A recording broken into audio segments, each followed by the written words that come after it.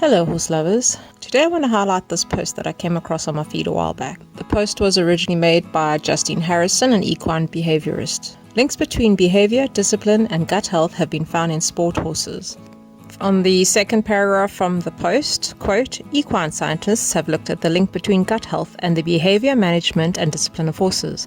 They have found that behaviours indicated in poor welfare, such as stereotypies and aggression, are linked to the composition of their gut and bacteria.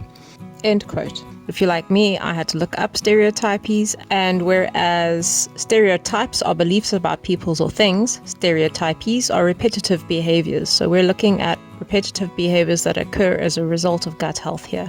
Quote, the researchers took blood and fecal samples from 185 sport horses that had similar management conditions.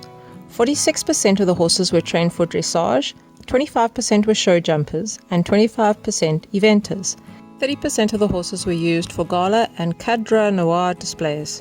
The findings identified that equitation factors, i.e. the horse's written discipline or speciality, were associated with differences in gut microbiota, indicating a relationship between gut health and the levels of physical and mental stresses the horses were subject to. The researchers commented, in our study, the prevalence of stress was believed to be higher in horses that were trained for dressage and jumping, as most of them were elite athletes that traveled to international competitions, trained many hours per day, 5 days a week for several weeks without taking time off from intense training. It goes on to say, the behavior assessment showed that the expression of both oral and locomotion-related stereotypies was observed in 17% of the individuals, whilst 99% of the individuals were experiencing unresponsiveness to the environment, the so-called withdrawn posture, at least once within the 8-month period. Hypervigilance was observed in 75% of our individuals, whereas aggressiveness was observed in 43% of our horses. End quote.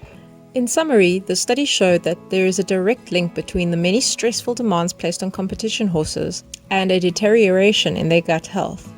In turn, this decline in gut health led to various behavioral problems. Almost all of the horses became withdrawn at some point. Most were also anxious, while a large number of them became aggressive as well. Now personally, I am not against competition riding in its own right, but one of the reasons that I no longer support it in any noticeable way is because too often the welfare of the horse is overlooked by the riders who are hyper-focused on their own advancement and gains.